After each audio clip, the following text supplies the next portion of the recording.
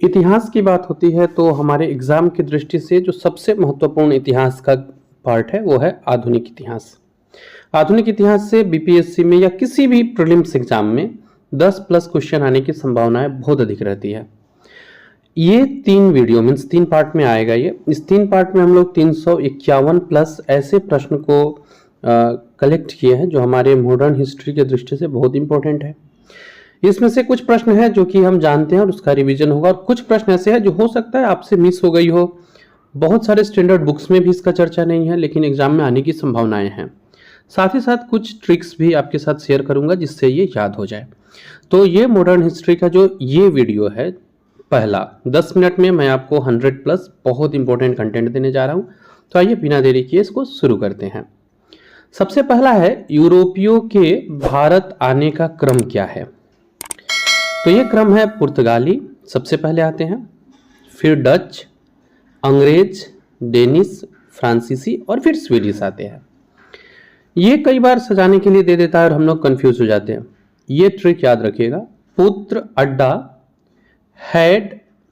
अड्डा डैड फंसा, ठीक है। पुत्र अड्डा डैड फंसा। सबसे पहले पुर्तगाली, फिर अ से अंग्रेज, फिर डा से डच, फिर डैश से डेनिश, फ से फ्रांसिस और सा से स्वीडन। तो ये यूरोपियंस जो है हमारे यहाँ आए, उनका क्रम है। सबसे पहले कौन आया तो ये पुर्तगाली हो जाएगा, और ये भी याद रखिएगा सबसे बाद में जाने वाला भी पुर्तगाली ही है।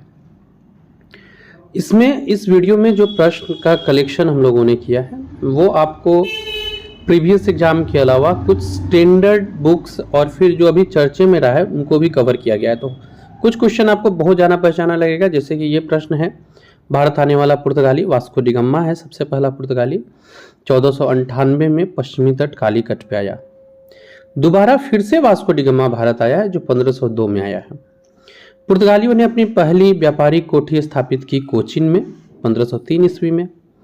भारत में पहला पुर्तगाली गवर्नर जो था वो था फ्रांसिस्को डी अल्मीडा, जो 1505 में नियुक्त होता है। तो एक तो ये है आपको कि बहुत इंपॉर्टेंट कंटेंट्स तो दी ही जा रही है, थोड़ा हम लोग डीपली भी चलेंगे और कुछ आपको नया कंटेंट जरूर मिलेगा। एक अच्छा खासा रिवीजन होगा आपका। स्ट्रिक्टली हम लोग जो बीपीएससी 17वीं की जो सिलेबस है उस पर फोकस करके इस प्रश्न का कलेक्शन किया है। शांत जल की नीति, यह blue water policy Francisco de Almora ने लागू किया। पुर्तगाली शक्ति का वास्तविक संस्थापक अल्फांसो डी अल्बुकर्क को माना जाता है। पुर्तगालियों ने गोवा पर कब्जा किया था 1510 में। डच लोग भारत आ रहे 1596 ईस्वी में, और डच जो है वे निवासी है नीदरलैंड या हॉलैंड आप कह सकते हैं। पहला डच यात्री है कार्नेलियन हाउचमैन। ईस्ट इंडिया कंपनी की स्थापना होती है 1600 ईस्वी में। अहमदनगर का विलय होता है 1632 ईस्वी में। अहमदनगर का विलय 1632 ईस्वी में। डचों ने अपनी पहली व्यापारिक कोठी फैक्ट्री स्थापित की मसूलीपट्टनम में, और ये ईस्वी है 1605।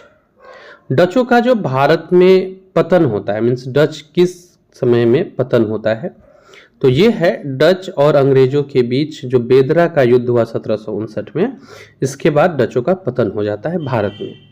तो डचों की पहली व्यापारिक कोठी बहुत इंपॉर्टेंट है मसूलीपट्टनम में 1605 में, और डचों का जो खात्मा होता है वो अंग्रेजों के बीच बेदरा युद्ध से होता है 1759 में।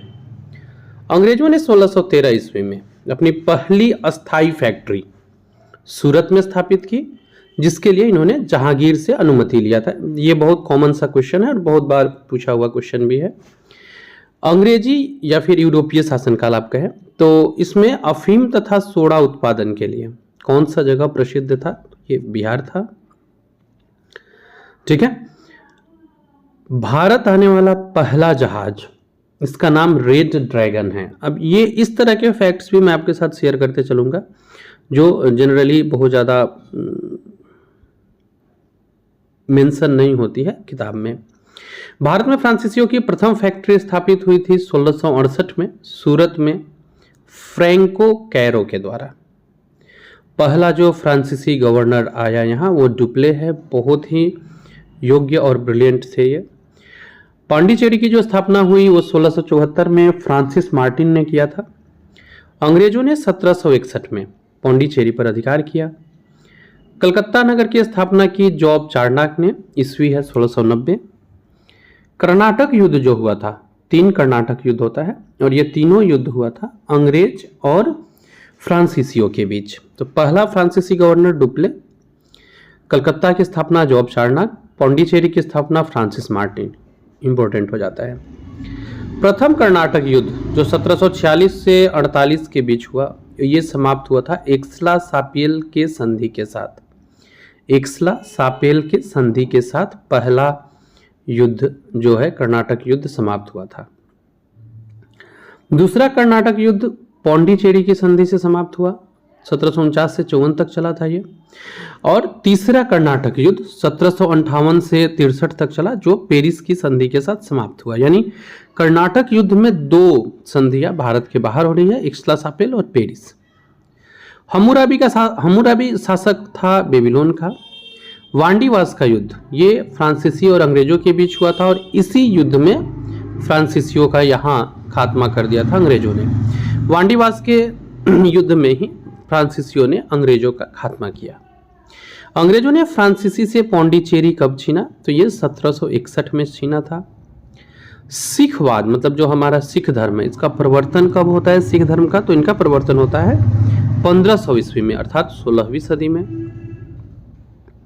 सिख धर्म के संस्थापक गुरु नानक देव जी हैं और गुरु नानक देव जी का जो जन्म है वो 1649 में होता है तलवंडी में, जो वर्तमान का ननकाना साहिब है पाकिस्तान में।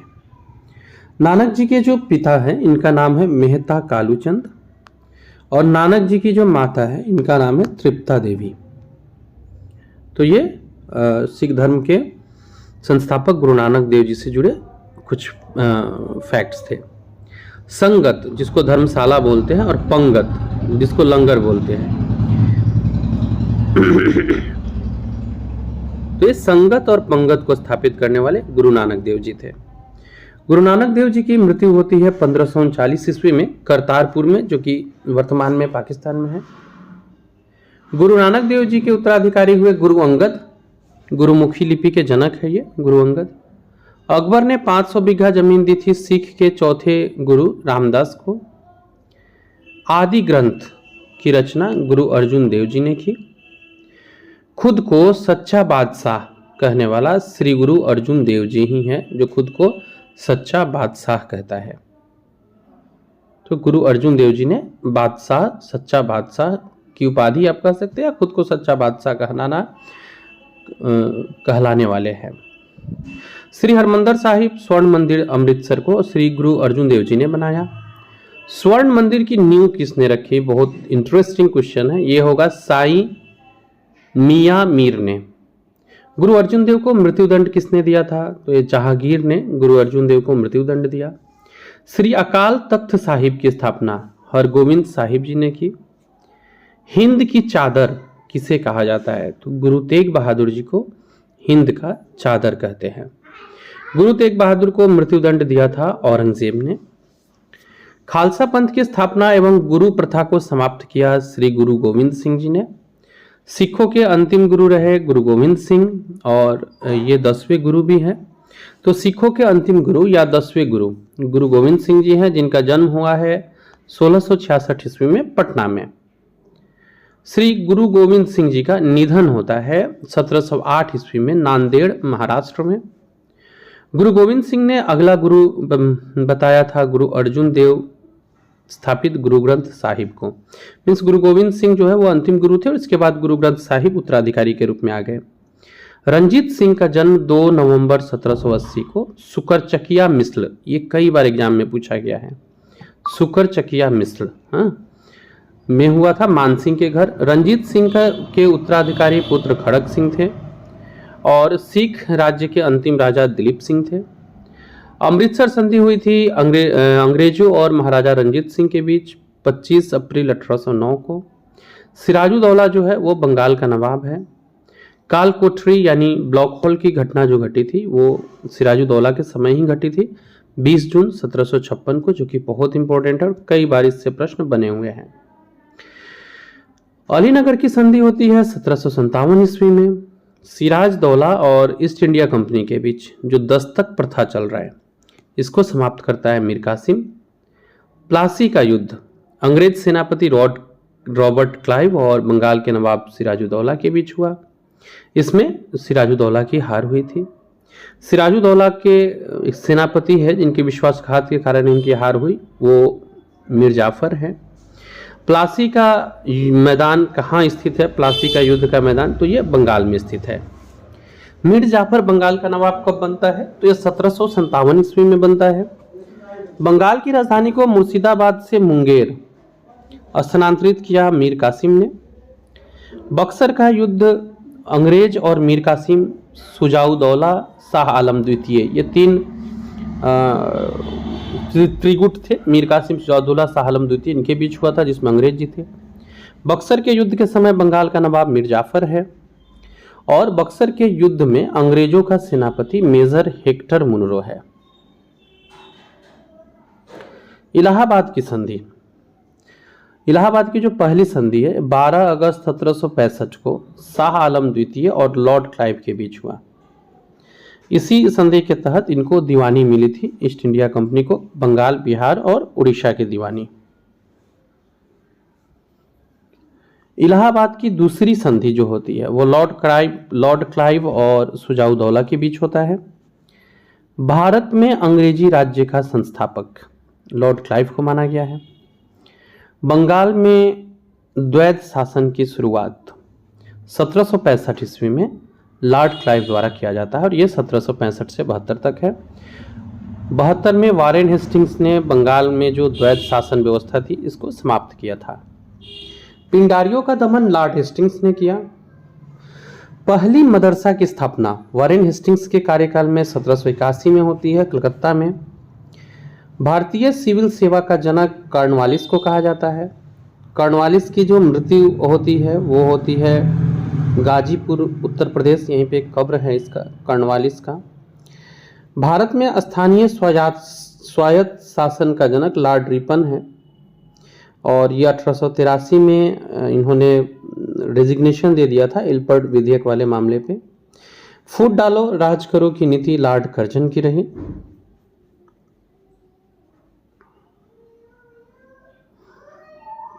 और ये आपको नीति कहाँ से शुरू होता है? तो इन्होंने जो बंगाल विभाजन किया था धर्म के आधार पे। मानव बलि प्रथा या नर बलि प्रथा पर रोक किसने लगाई थी? तो लॉर्ड हार्डिंग थे।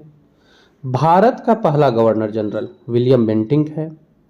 सती प्रथा का अंत लॉर्ड विलियम बेंटिंक ने 1829 में किया था राजा राम मोहन राय के सहयोग से। बंगाल में भयंकर अकाल कब पड़ा था? तो ये 1770 में। हैदर अली मैसूर का राजा कब बनता है? 1761 में। हैदर अली की मृत्यु हो जाती है 1782 में, 7 दिसंबर को 1782 में इसकी मृत्यु हो जाती है। और 13 प्रश्न हैं जो हम लोग अगले 1-1.5 मिनट में कंप्लीट करेंगे, यानी 15 मिनट में आपके पास 100 क्वेश्चन का एक अच्छा सा कंटेंट होगा। सेकेंड और थर्ड पार्ट भी 15-15 मिनट का होगा। टोटल 351 प्लस क्वेश्चन हम लोग आपको प्रोवाइड करेंगे। इम्पोर्टेंट, हैदर अली का पुत्र या फिर उत्तराधिकारी आप कहेंगे तो टीपू सुल्तान है। टीपू सुल्तान कहाँ का राजा था? तो ये मैसूर का था और इसकी राजधानी जो थी वो श्रीरंगपट्टनम थी। टीपू सुल्तान की मृत्यु हुई 4 मई 1799 को। पहले और दूसरे आंग्ल मैसूर युद्ध के समय मैसूर का राजा हैदर अली है। तृतीय और चतुर्थ आंग्ल मैसूर युद्ध के समय मैसूर का राजा टीपू सुल्तान है।